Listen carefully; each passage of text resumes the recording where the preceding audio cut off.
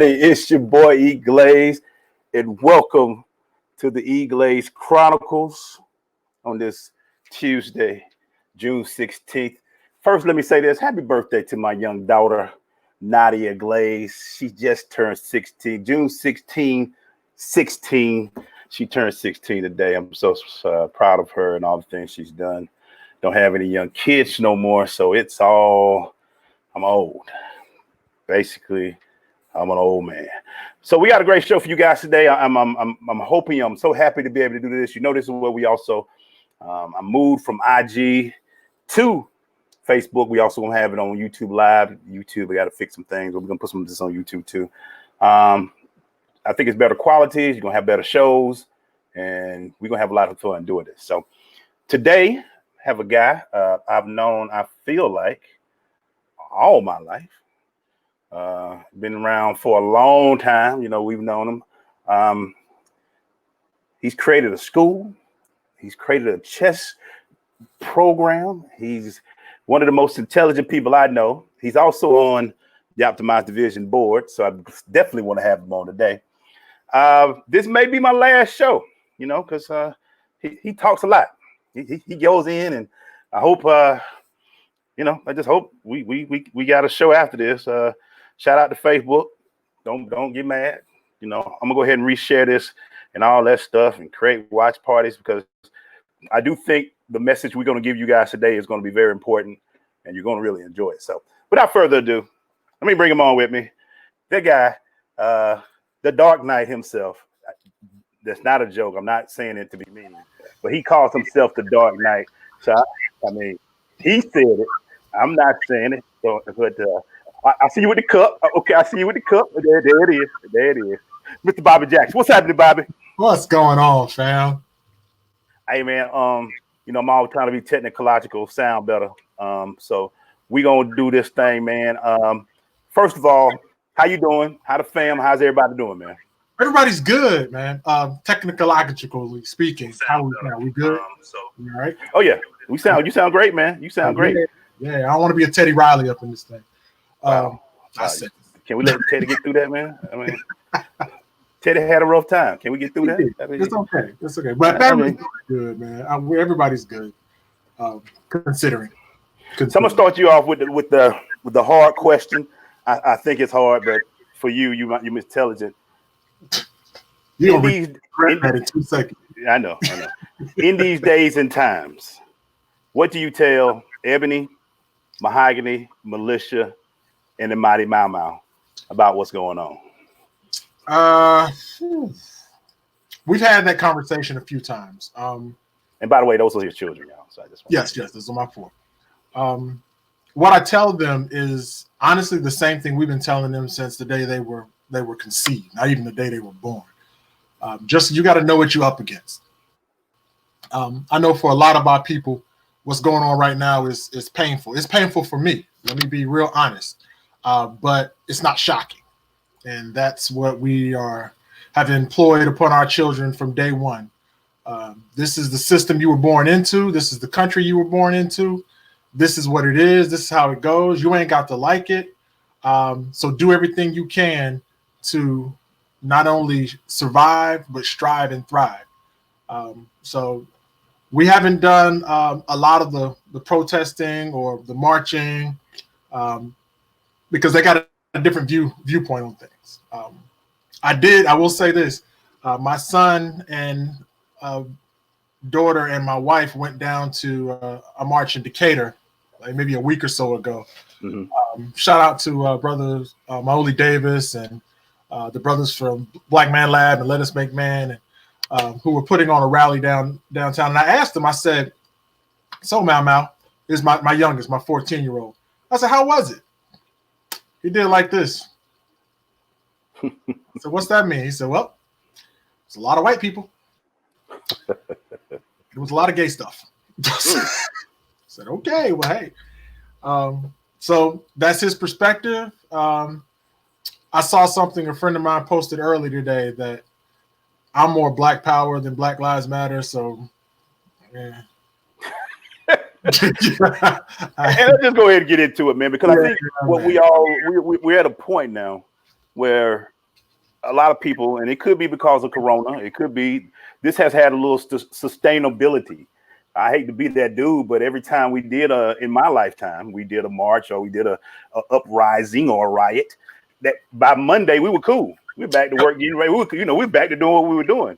Right. This has had some legs, and I think it could be because people have put it up and said because of what's been going on with Corona, we've been stuck in the house and we ain't got nothing else to do, so we might well go outside. We want to go outside, but let's give credit what credit due. I will go back to what Dave Chappelle said. It's good seeing young people. I don't mind being in the back seat on this, what y'all doing. What's your thoughts on? I think this is a little different from my kids, and I don't want us to take that power away from them. Absolutely not. I agree with you on that, Glaze. I'm not. My mother's. It's funny that my parents, 70 plus years old, called me the other day. Are you downtown? Are you okay? They still looking out. But that's what parents do.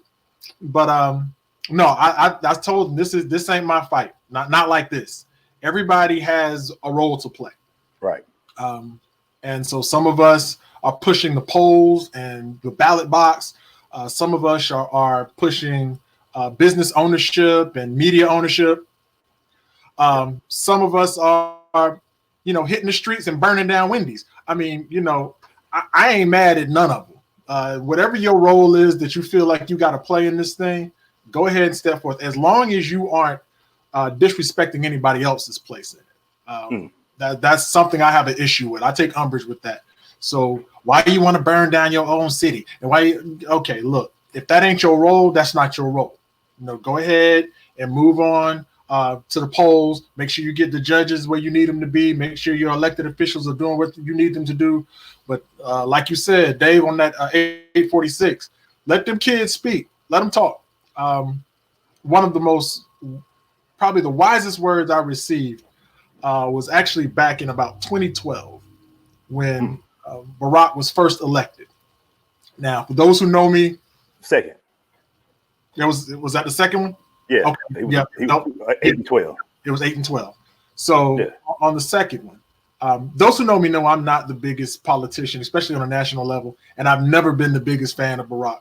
But that's a whole nother political discussion. Not a bad dude, but just a fan.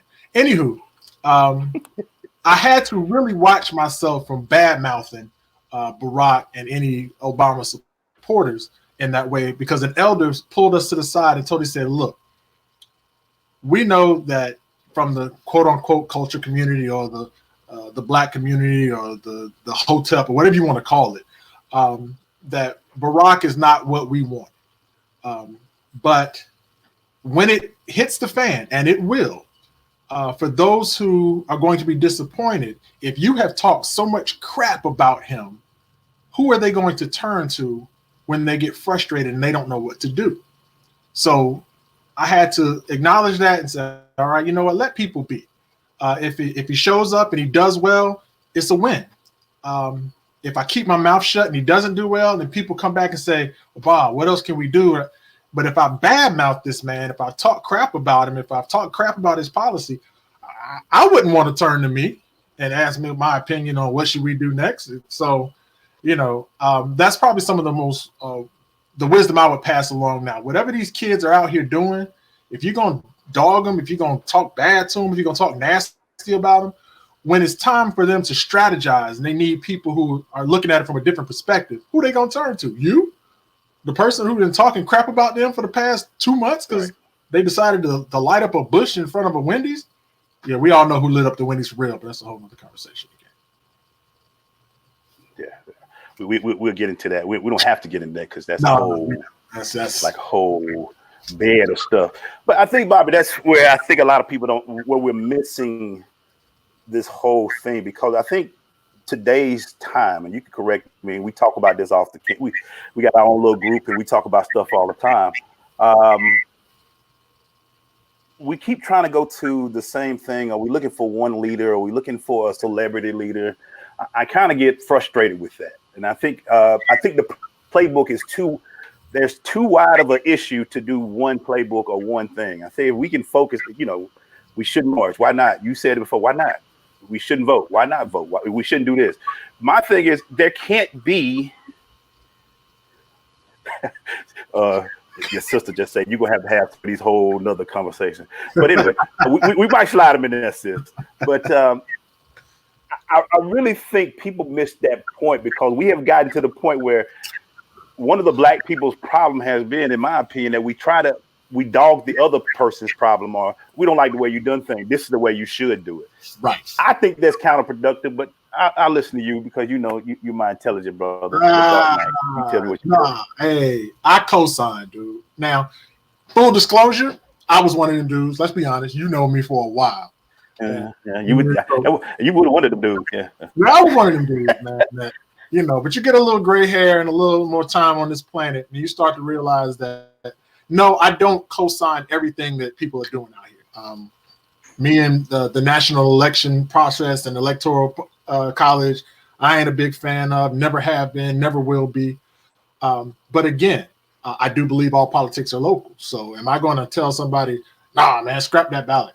If that's what they feel like their fight is, and if you're going to do it and do it wholeheartedly and simply put, for me, bro, I'm about Black people uplifting Black people. If you feel like me going to the polls is going to help my people feel better, if it's going to give us a better showing, if it's going to give us some high morale, then do it. Do it. If you feel like marching and protesting is going to help Black people move to another level, I'm not saying whether you're right or wrong. That's not for me to decide. History will bear that out for us. But if that's what you feel and you are authentic with it, I can't do nothing but support it. I got to, because everybody ain't gonna walk my walk. I understand that. Everybody ain't built to walk my walk, and I'm not built to walk everybody else's. I don't say that like I'm some grand poobah of this thing. I just have my own walk. I have people that I found allies with that walk the same walk that I do, and we kind of coalesce and work together. But I know some of the things that I do say and places I go, it ain't comfortable for everybody, and I'm all right with that. I'm not going to dog them, and I'm hoping they don't dog me because everything I do is for genuine love of Black people, period. We are at a point, and I told you this weekend, I was kind of, I don't put my business out there on the street much. I try not to, but I kind of I felt exhausted this week. I hit that wall this week. I kind of, when the young man that shot at Wendy's and I kind of knew it was coming, and I saw it, and I saw how it went. I just felt exhausted. But you guys, and just to let y'all know, me and Bobby, we have some tight friends that we chat, and y'all like, man, we got to work. What do you tell that person who is getting tired, who is getting exhausted, about what we're going through, and how can we continue? I hate to use the word continue running this marathon, because it's not a sprint. I call it a marathon relay, because I feel like my dad and mom them passed it to me, so it's my turn to run a relay, and then I'm be handing it to my kids. What are your thoughts, man? Because it got to me this weekend, but I'm back in the fight now. What are your thoughts? That we all suffering. I think if we are saying, nah, I'm good, it's straight, I'm all right, I think we're lying to ourselves. So everybody it's incumbent upon us to take the time to acknowledge, yeah, this hurts. This don't feel good. And then do something to get some healing. And that's as honest as I can put it. I shout out to my wife. I was just dropping her off of work on my way here, and she was like, "Your energy, you okay?" I was like, "No, I'm not okay. I'm not. I'm really not. I haven't been okay probably for the past, how old am I? 48? Probably for the past 47 years. But for real, on this past couple of months, this has been time after time after time. And I acknowledge people like one of my Babas in the community, Baba Wakesa, and his wife, Mama Fia, who have a program called Healing Oppression's Wounds. It's important for us to be able to say, hey, we need to know that what we've dealt with in this country, in this system, in this society, is hurting Black people. This don't feel good. Some people call it, Joy DeGruy, I think, coined the phrase post-traumatic slave syndrome. And science finally caught up with what our grandmom and them already knew, that stuff is passed down through our DNA. And so the things that we're feeling now was we watch this brother get gunned down in a Wendy's parking lot, running away from a taser. Is what our great grandparents felt when they watched the overseer gun their brother down in a field, was trying to get away from the plantation. I mean, those things are coming back, and if we don't deal with them, and if we don't get some healing and some mental and emotional and spiritual understanding about what's happening, it'll suffocate you. It will. So I think, bro, you acknowledging that and reaching out, and please, everybody, do that. Reach out. Don't all this ego and all of this bravado. Kill that. Kill it. Gotta kill it. That stuff is gonna send us to an early grave if the cops don't get us first. Yeah, my bad. I'm sorry. The jab. I saw the jab coming. I wasn't ready for it, but I said, no. But yeah, man, we got to get some healing and get out, because we're going to need it. I think I was talking to Greg the other day. Shout out to dog. But that's our minister, if you will.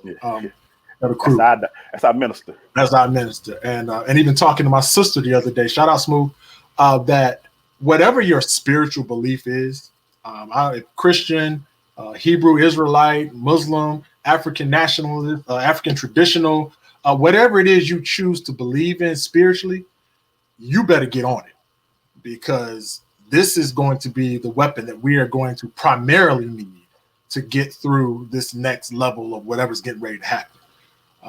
I don't discount the spiritual essence at all. I embrace it. I support it. But those of us who have been playing spirit, it's a time out for that. So again, it's not to convert or convince. I don't really care what your religious belief is, but whatever it is that you're doing or claiming to do, you better get sharp with it, because you're going to need it coming down. Well, you brought it up. We're going to jump both feet into it. That's something I felt we've been missing a lot in our communities during these times. It's that spiritual aspect. You gotta make it's just, yeah, I have to, because even like you said, I'm not jumping into your religion on that, but there are thousands of religious entities in, let's say, in the city of Atlanta alone. Mm-hmm. Where's the spiritual connection that we need as a community? It's like we're dealing with thousands of separate business entities when we talk about the religious sector and the spiritual sector. I feel like that's missing.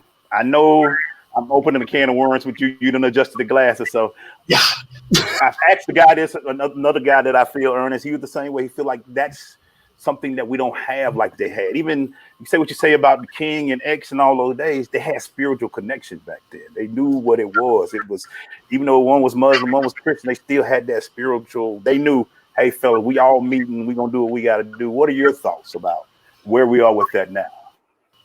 I'm going to switch gears on it. I know where you thought I was going to go with it. You talked about it. But again, this gray hair had people thinking a little bit differently. I agree with you, and to the point that I think there's a lot of, and I'm going to say it this way, there's a lot of black churches that ain't stepping up. I'll say it. Now, that being said, there are a lot that are. I know churches that are feeding people right now who, throughout this whole coronavirus thing, haven't been able to get food. I know churches that have reached out to help people get their bills paid. So these things are happening. And I think that's the gear I wanted to switch to. I had to back out and say, all right, I can say what we aren't doing all day long. Right. And it's very akin to us going, well, what about the black on black crime? All right. Hold that. We're going to talk about that later, but keep going. I know. But in saying that, the question then has to be, well, just because you don't see it, don't mean it's not getting done. So there are, for example, when I talk about the brothers at Black Man Lab, with the organization that I work with. Shout out to Black Man Lab. Great foundation. Great, doing wonderful things. And I remember sitting in the room with these brothers, and it was a panel of about 8 men, and all of them had different religious and spiritual beliefs. And it was one of the warmest rooms I've been in a long time. Almost 200 black men talking about religion and spirituality, and not one argument, not one attempt to convert, just simply speaking their piece, what works for them. Nobody condemned anybody else. It wasn't my God right, your God wrong. It was none of that. It was, how can we take the things that we have learned in our religious belief and our spiritual practices and uplift one another? And so that's what I'm beginning to see more and more. There are some things like even these young brothers in the street. Everybody don't read the signs. We look at these kids and they thugs, they gangsters, they just out here doing whatever. But there's some signs out there that these young kids are very spiritually attuned, or at least getting there. Somebody's been in their ear, and they're learning some things that you may not realize because their pants are sagging or because they got goals in their mouth. But these children, these youngsters, these youth are really tapping into some other things that are, once they have a little guidance and somebody that can say, hey, young brother, young sister, I see what you're doing. Let's take it this direction and see how that works for you. But that comes with trust. That comes with trust. And if the black church, if the imams and the synagogues and the mosques aren't building trust with these children out here in these streets, you already lost. I don't care what your God is doing. Don't matter. Boy, that's deep. That's the good stuff. That's good stuff. And I'm gonna ask a question for our generation, the generation, I don't know, X or whatever they call us. Did we drop the ball a little bit? Oh shit, yeah. It's our time. I tell everybody, this is our generation. And I think our focus switched from community building to wealth building or wealth chasing, two different things, or rich chasing. And I kind of feel like our generation, I still think it's our job to do some things and to help this thing run along. But your thoughts on our generation and what we need to do to be better to help these people that are out there trying to do what they're doing now? The first thing I will charge our generation to do is remember. We practice a practice called Sankofa in the cultural walk that I'm in. And Sankofa simply means reaching backwards to move forward. Part of what we haven't done in this generation is, one, we don't remember much. We got selective amnesia like a mother. You know, we don't remember what happened when we was in '92 when they let Rodney King's killer the beating cops off. We don't want to recall what we did when we rode downtown at 5 Points and what was going on in on the AU campus. And yeah, we don't want to remember that. I don't know. Plausible deniability. Right. But we have to recall. We have to remember. We have to get back and say, hey, I know what it was like. I've been upset like that before. It may not even be exactly what you're going through now, but at least I can empathize enough to say, all right, let me hear you out. If me hearing you out is you throwing your fist in the air, if it's throwing a chair through a window, if it's, whatever it's going to be, let me hear you and then be able to empathize and say, all right, now let's see if we can move this in a better direction than what I did, because what I did may not have been the best. But our generation, we egotistical as a mug. We got all the answers. Oh, we know what we did. If you just do what we did, y'all be fine. If you just go to school, if you just start your, come on, man. We got to do better than that. We got to do better than that. That's a good point, because Michael Jordan, the greatest player. We don't want to hear nothing else. Anyway, Michael Jordan is the greatest player. We don't want to hear nothing else. We don't want to hear about no young folk. This is it, man. That's it. But you brought it up a little bit before, and it's something that I kind of get irritated about personally. When every time something goes wrong or goes down, or we bring up something that has been happening in this country for hundreds of years, which has been authoritative figures killing black people. Let's be real. The comeback now, which is getting on my nerve, and I didn't get a chance to ask my guest yesterday, Knowledge, is, well, where were y'all at when 50 people died this weekend in Chicago, or were murdered this weekend in Chicago in the black community? Why y'all aren't marching on that? And it drives me crazy, because that's the out now I hear sometimes. And I even hear it from our people. Well, we need to march on black crime too. We can't just march on this. Ain't nobody said it, but I got my answer. I want to hear from you. What are your thoughts when you hear that phrase come from people? First of all, shout out to Knowledge and Kids in the Hall. That's one of the greatest albums. I'm still bumping that. Yeah, me too. But yeah, I've heard the cop out, and I'll call it that because it boils back to the same thing.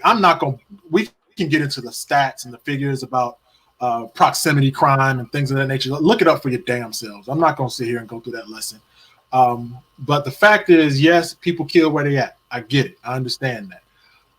But somebody challenged a dude the other day and said, here's what I want you to do. I want you to Google Stop the Violence rally and watch how many things pop up. So if nobody's out here doing it, if we aren't complaining about black on black crime or murder in the streets or us killing one another, there are people that are doing it every day of the week. But you bougie Negroes, if it ain't on CNN or it don't hit MSNBC, obviously it's not happening. No, we got to get out there and I'll challenge somebody. Then fine. If you're telling me we don't ever march, then get out there and start a march. Where you at? These are the same people I'm hearing saying, they scared to move here, they scared to move there, but they want to run their mouth about what black people ain't doing. It's black people. If there's anything being done on this planet, black people are doing it, period. So if you scared, say you scared. I always say the loudest activists I ever known, always on their couch. But anyway, well, y'all get mighty loud from your couch and type it on your Twitter fingers. You tired of it. And I just think that's what I'm at a point, Bob. I think sometimes we, and I'm not going to, we still got a little way to go, but I ask you, what gives you hope still? Hope is a dangerous thing, sir. Hope to me simultaneously is the greatest and most treacherous thing we could probably ever have. Big words again. I told you, man. That type of show. I will not Michael Eric Dyson you on this. I won't do it. But I applaud hope. It's necessary. When we're doing the chess program, we have 3 sections: survive, to strive, and strive to thrive. So survival is paramount, and whatever it is you have to do to survive, sometimes all you got is hope. That's just it. I've never lived in Chicago, but I've lived in Southwest Atlanta. And good ghetto boys say your ghetto ain't no harder than mine. So I understand black people dealing with it all around the country, all around this planet. So if all you have at that moment is let me hold on to this one thing that I can just make it to tomorrow, I'm not even trying to make it to next week. Sometimes if I can just make it to the next hour, maybe I can make it to the hour after that. So again, I'm not going to dog anybody for that hope. But when that hope becomes your crutch, when that's all you do, when you have hope has moved you from, sitting on your mama couch to having your own house, and all you do is still want to sit around and hope, you got something else to do. You need to get up off your ass and make something happen now. So at that point, you crutching on hope, and I can't live with that. You can't move forward with that. Crutching on hope. What? Amen. Crutching on hope. Because it's one of those things, man, that we all, and I say hope in the phrase of when you see our people. A lot of people look at it in disdain. They look at it like a lot of people look for the flaws in what we're doing. Like, there are people out there who stand up every day, who work their butt off to do things, and we still find a flaw in it. There are people who work 9 to 5s who are busting their butt to show me. That's where I'm saying. And I think I want people to realize, and to piggyback what you were talking about when you said there are people working every day. People don't realize the amount of organizations that are busting their butts for their community daily. Every day. You're looking at 2 guys right here who have multiple. I got my optimized business. Bob has a school with his wife, Allende. He also has Name of the Game that are doing their thing to help their community. And so that's when I say hope. That's what I see. I see that we are working, we are trying, we are building. But when it comes to the constant, like you say, systematic, or you didn't say, but people are saying systematic racism and things of that nature. It makes things harder. But and I guess that's what I'm going with, Bob. With all of the cards that have been what we face and the things that we get up and the uncertainty that we go out to every day, what is that thing that makes us want to keep? Is this something about us and being proud to be Black? And let's say it like that keeps us going. What do you see that as? And what do you see that as? Because there are people that are busting their butt every day to make sure we get what we can and do what we can in our communities. Yeah, absolutely. Every day. I could go down a litany on that thing. A few I just like my boy FTP and Kalanji and that crew, who in the city of Atlanta have been doing it for a long time. We talked about Let Us Make Man. We talked about in Cobra. Everybody hollering about reparations, and we need to talk about reparations. You go back and do some research on Cobra and watch how long these people have been pushing the reparations talk and policies and this is decades we're talking about. People want to wake up like it just happened yesterday because Black Lives Matter said something about it, and that's no disrespect to Black Lives Matter, but there have been people who have been working longer than you've been alive, people. To get this stuff to the table where it is. And I think to answer your question, that's what it is. That's the thing that keeps us moving in these directions, because we come from a lineage. All right, let me pause real quick for a second, because I keep seeing these signs that we are not our ancestors. We'll do this, and that.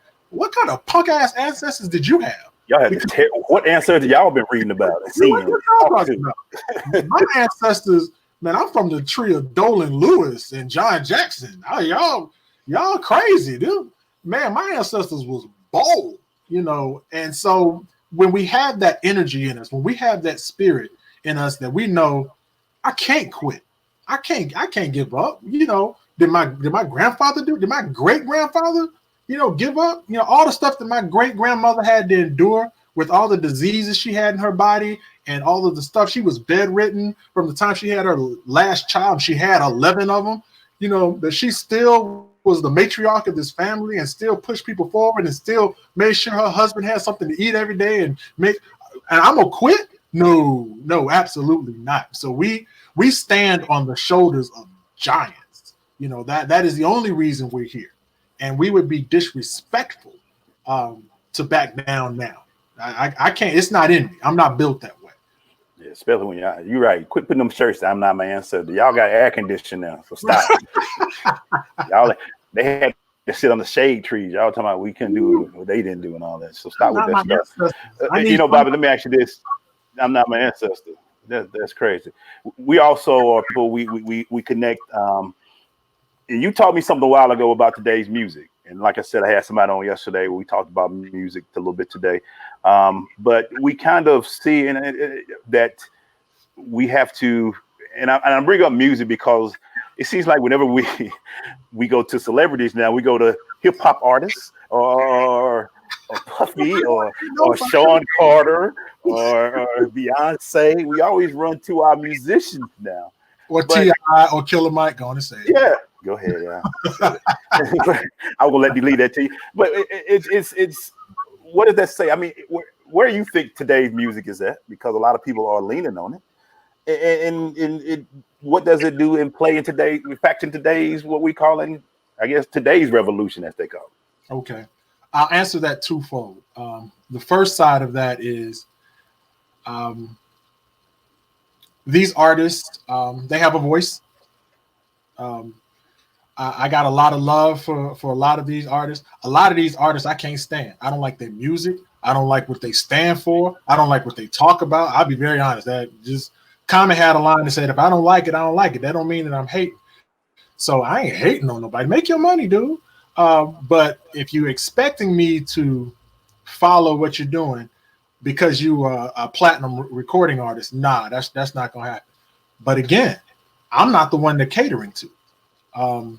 So the second part of that I'll have to say is, if you're 14, 15, 18, 22-year-old is looking to a Beyonce, as an example, or a Cardi B, to give them some kind of political direction or some hope even, or some level of knowledge or information or whatever it may be, what does that say about you? Hmm. And I don't mean you as, just a father or a mother, but I mean as this generation. So you got people out here, for example, like a Beyonce. We'll use that one right now. I'm not a Beyonce fan. I'm not against her either. But she released an album not too long ago, and people were in an uproar about how she was playing like she's a god and da. Well, she opened up a lot of people's eyes spiritually to some things that they may not have known about. And your children were picking it up. It was this generation and the older generations that were going, what does she think she's doing? That's because our egos, we wouldn't hear it. We just couldn't. We didn't want to hear all that. So unless we are able to get our ass off our shoulders, we're going to lose our children left and right to these athletes, to these artists, whatever it may be. And again, I need to be real clear about this. I have no issue with an artist or an athlete being a spokesperson. I honestly don't, because there's some very intelligent, well-read, well-researched individuals out here. I dare anybody to get into a debate with Killer Mike. I've seen my wife handle him, but slide that on in there. I see. Yeah, I see it. I don't give too much love to Doug High people, but they all right by me. Wow. But no, on the real, I mean, if we talk to our parents, who didn't listen to Muhammad Ali? Mm-hmm. Who didn't watch what Jim Brown or Bill Russell were talking about? Mm. They were doing some dope stuff. If there was a Harry Belafonte, who was almost single-handedly financing the civil rights movement. I mean, we can talk about artists all day, but the fact is, if they are doing and we aren't, one of us need to shut up. Boom. Boy, you just done kick somebody in the butt. If you ain't doing, why are you screaming? Quit screaming from the stands. We don't want to hear that. We in COVID-19. Ain't no fans in the stands no more. Get your butt on the field. You need to get out there and do something. Which brings me to the question. We've always said this. I've texted you a lot. Ice Cube, one of my favorite lines. Sometimes I believe the hype man. We mess up ourselves and blame the white man. I will say, what are your thoughts on that? Is that something that's still true today? Do we also sometimes stand in our own way to not allow us to progress in the way that we should? If we are looking at it as a singular entity, yes. Yes, sometimes we get in our own way, and sometimes we can mess it up because we just messed it up. I can look at my life and go, okay, why didn't I graduate college? That's on me. I can give you every excuse in the world, but that's on me. Now, if we pull back the camera a little bit and get off the myopic view, then we'll need to understand, all right, exactly, how did that happen? Why are we here in the first place? And so I have two words that I try to impound and push into the minds of every child that I come in contact with that they need to deal with. Responsibility and accountability. Those are not interchangeable words. They're not the same thing. Nobody's coming to save Black people. I don't give up. I don't care. Hattie is listening, so be careful. Mama, but Mama Hattie is listening. I don't want no problems. I don't care how many allies you're going to have. Nobody's coming to save you. It's not going to happen. You are responsible, Black people, for your own salvation. Period. And I'm not getting into the religious talk. I'm talking about how are you going to thrive on this planet. Now, does that mean that there aren't people who need to be held accountable for the things they've done to put you in a particular position? It has to be done as well. It's a two-sided coin. So if we're talking about, well, I can't buy no house. Okay, well, you are responsible for getting your credit score up. You are responsible for saving your money and not buying every new pair of Jordans that pop out. You are responsible for doing that. Now, do we need to hold people accountable who put in the redlining? Absolutely. And they've never been held accountable. Right. So when we talk about even backing up to the Black on Black crime, no, we do not have to pull a trigger and kill another Black man or another sister. That doesn't have to happen. We have to be held responsible for those actions. Now, has anybody held the people accountable who have put us in some of the piss poor living conditions on this planet, who have cut wages and locked people out of various ways to extend their education and move up into a different income bracket? Yes, we have done that. Hey, there's my daughter. Hi. We on live. Yeah. People in the back. So yeah, we have to hold people accountable. We have to do both of those, and that's the part that we keep wanting to be. Black people need to be responsible. We need to be responsible. Yes, we do. But where's the accountability? Where's the accountability? We can keep trying to cure the symptoms of the cold, but until you get to that virus, your nose gonna keep running. I love that. You can wipe the tissue in the nose all you want to, but we got to figure out what's keep causing the cold, and we got to fix that as well. Go get the COVID. Find the COVID. I hope I'm wrong, but in September, have we moved on? Yes. Yes, we have. Yes. And it's okay to not do this. We're not marching no more. What I'm saying when we say moving on, have we not taken this energy that we've created and moved it into other factions and moved it into doing other things? Are we back to where we were, where sports is back? Let's get back. And I'm, I do sports. I ain't gonna lie. I'm looking forward to it, but I'm hoping that there's a little different mindset. But are we just back to, look at the shiny penny in September? Let me recant that a little bit. There will be some of us who, yeah, absolutely. After whatever the next hot thing is, if there is a revolt in India and it's on CNN for the next 48-hour news cycle, there'll be black people trying to fly to India to be a part of that because that's the next hot thing happening. However, you ever had one of these like the little metallic forks, your salad fork or what have you, and you push it into something like a bone on a steak and it bends, it get bent? I don't care how much you try to press that thing back. You can get a little hammer or whatever. It's never going back to its original shape. Once that little tongue gets bent, it'll always have a little hump in it or something. And I think that's about where we are. I think something has bent and we'll never be the same. Now, where we take that and what we do with it, that's our responsibility to figure out. But I think for the most part, everyone has been touched in some way that's going to alter our path in this universe. It's not going to be just everything's the same, everything's okay, back to daily business ever again. As much as they want to push it, I think we've been bent a little bit out of shape too much, and we'll always have that little lump in us. And some of us just going to go ahead and bend that sucker all the way through. But, everybody got a role to play. So everybody got a role to play. Talk to me about the name of the game and why you created it and what's the importance of it. Name of the game, Chess in Real Life. First of all, shout out to my wife, Ayenda, who is the brainstorm and the heartbeat behind Tamusana Kinyama Preparatory Academy. That's our African-centered high school, tskprep.org, shout out. But one of the programs that we developed... I'm still waiting on the shirt, but keep going, though. God, I was going to try to get past. Nope. Well, you're on my show. I'm going to get that in. I need my shirt, man. But keep going, though.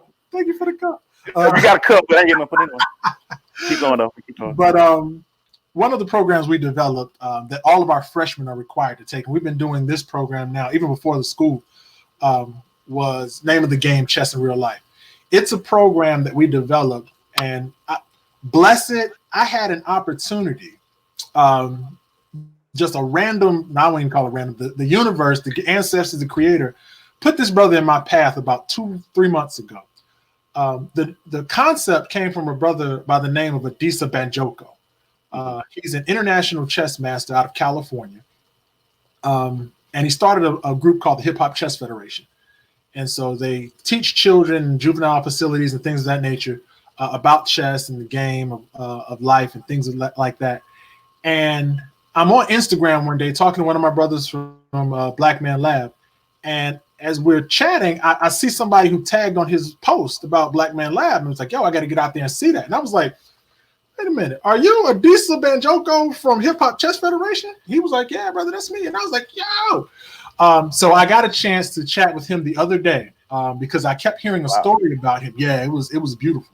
Just a good brother. And I said, hey, I keep hearing this story that I tell to every seminar, every class that I do, and I want to make sure that it's valid, that he would go into play the brothers behind the wall. For those who don't know, he go into the prison, volunteer his time, and play chess against hardened criminals. And he was in his writings, he was saying they was kicking my tail. You know, I am an international master, which is one step below grandmaster, and these brothers in here is wailing on me. Sure, I win some, but they win some, and I was just blown back. He said, so here you have these hardened criminals who are locked up for 10, 15, 20 years who are masters on the chessboard. The problem is they never learned how to take the rules off of the board and master them outside, which is why they were locked up to this day. And when I read that, I said, you know what? If we can get in front of this thing, a preemptive strike, if you will. I don't want to have to go into the juvenile system. I will, I have. But if I can get these children before they get there, then maybe we can turn this curve a little bit. So the program is set up to teach them about the 5 basic principles of life through chess, which come from a song entitled Name of the Game by Talib Kweli, which states the name of the game is persistence, dedication, consistent motivation, resistance to stagnation, and information. And I tell every student I have, if they never win a chess game on the 64 squares, that's not my purpose. I really don't. It doesn't matter to me there. But if they're able to use those rules to elevate themselves to a better position in life, then my job is done.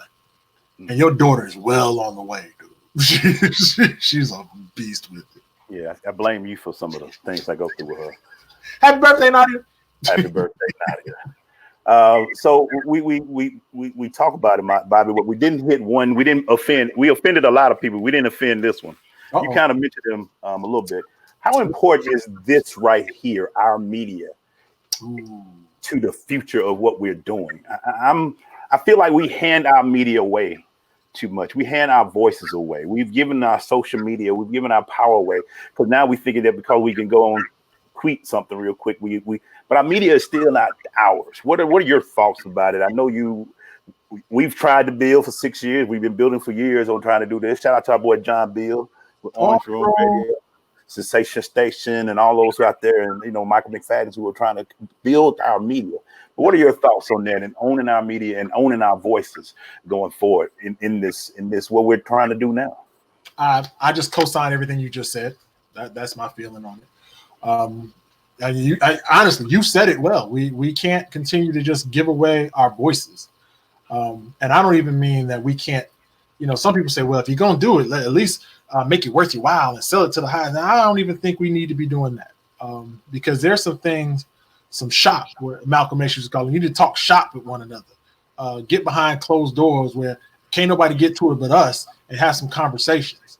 And that only happens when you're controlling the narrative. Our school, Tamusana Kenyama Preparatory Academy of Creative Arts and Media Technology, is that for a reason, because it's important for our children to be able to cultivate their story and also control how that story gets out. Because we can write the greatest stories on the planet, but if somebody else introduces them, the hero then becomes the villain. And here we are, becoming super predators or whatever the hell Hillary said. So yeah, it's extremely important for me.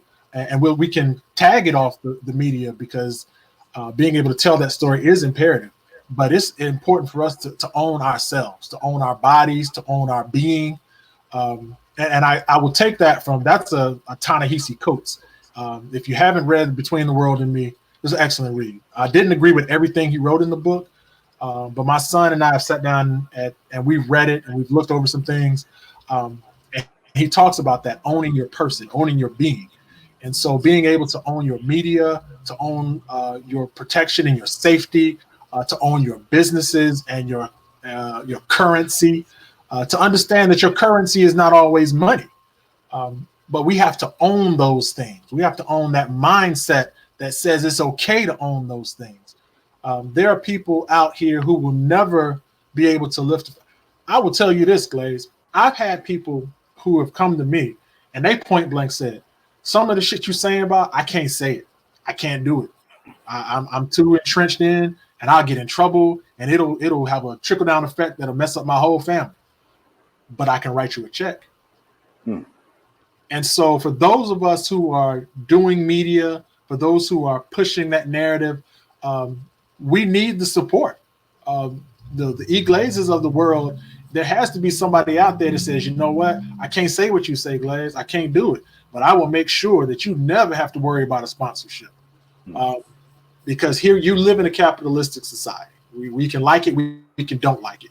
But the fact is, if you're going to be in the game, until you create your own game, you better play the game to the hilt. Play it to the hilt. Play it to the hilt. And I think, it's funny you say that because one of Kevin Hart's thing is he said the same thing about Dave Chappelle.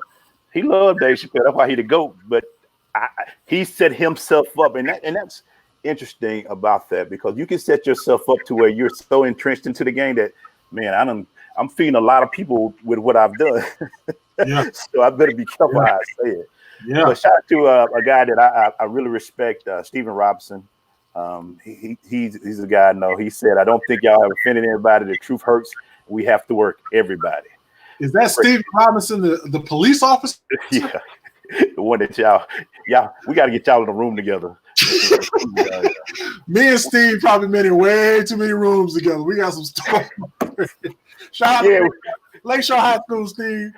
We got some stories. Yeah. Shout out to Steve, man. We got some stories, man. Yeah, we got some stories. Anyway, thank you, Brother Bobby. Thank you for doing this, man. It hurts, but it had to be said.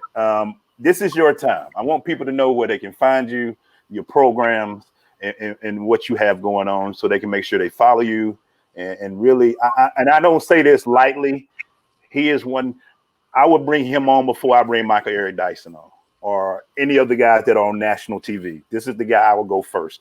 After they are there, and then if he ain't there, or Jay Bailey ain't there, or a couple other people, then I might go national. But I got my own crew that I can have. I don't have to go outside of my crew to get great speakers on there. But plug your stuff, bro. What's going on with you? And tell them where they can find you. Real quick, I just have to say thank you. One, to you, Glaze. We've been Big Boy and Slim for a long time, bro. I'm about to catch up with you with this big boy thing, though. But I appreciate you doing what you do, man, and that you've been consistent with it. So much love and shout out to everybody who's watching on Facebook, online, to my CO90 people, love you. To the Monday Night crew, I see y'all, love you. To my family members, my cousins, my sisters, my brother, love y'all. To my parents, just everybody who's out there. I can't drop everybody's name. Black Man Laugh, I see you. I get at you, Marty. But yeah, just want to make sure I want to send some love, because that's what we need to do. That's what we need to do more of. Acknowledge our people and all the good that we're doing. So for me, you can find me in a few places. I'm real simple to find on social media. It's Bobby Jackson. That's it. It ain't really hard to find. Man, I don't know that. TSK Prep. I got you. You right. Name of the game. Get it out there. Don't be. This is our media, baby. We gonna push our stuff, bro. We gonna push our stuff. I got you. So Twitter, Facebook, Instagram. That's about the extent of me. But our websites, for anybody who has a high schooler that wants to have them in a safe environment that says, hey, this is okay for a black child to be a black child, you can find us at tskprep.org. So tskprep.org, that's our high school, going into our 13th year of existence, still graduating black children and sending them off to college, and trade school. We love it all. To the chess program, you can find me on social media under NOTG Chess, name of the game. You can go to notgchess.com. That's my website. You can catch me there. So reach out. We still got a few slots. Training slots are actually closed up faster than I thought. So I'm thinking about revamping going into the fall. Shout out to our board for NSM. We had our meeting this week. So all the work that they're doing behind the scenes, to Brandon, to Chris, Ayenda, to Ebony. Appreciate everything you've been doing. I used to be on that board, but he kicked me out. So. I used to be on that board back in the day, but I put him on my board. But he used to be on his board. But yeah, that's us in a nutshell, man. I appreciate the time and the opportunity just to talk to my people, man. I tell everybody I'm unapologetically a black man. I'm not looking for allies. I don't. Can I say one thing? The one thing I just gotta say, bro. I'm gonna say this into the camera. Black people, if I hear one more of y'all say that we can't do this without someone else's help, I'm coming to get you personally. Personally, we all we need, people. I'm not mad at people who want to jump on and assist where they can. I had a great conversation with my girl Terry, probably the only white friend I got on social media today. And I told her the same thing. I said, you know what? As a white woman, I don't need you to do nothing. Like nothing. But I appreciate your authenticity. So black people, do you and know that you are enough. You are. Every one of you. Okay. You are. In the famous words of Tupac, you are appreciated, everybody. And happy birthday, Pop. Happy birthday, Pop. One thing, that's how I always remember June 16th. My daughter, Nadia, and Tupac. Always a great time. Thank you, Bobby. Real quick program note tomorrow. I got my boy Day Day. I didn't even know his real name until about 3 years ago, Damien. But Day Day will be here on V103 PSN Network. We're going to talk to him. We're going to keep this movement going. Thank you, everybody, for joining us. Great crowd, great reaction. Shout out to my sis Shalina, Lena. She called you Rude, a wise one. That goes back out there. Thank you to Damon and all the people out there who watch. We're going to control our media. This is some of the things that we're going to do. We thank y'all. I couldn't think of a better place to do it on Facebook with my boy Bobby. Big Boy and Slim, we out. We'll see y'all tomorrow. Peace.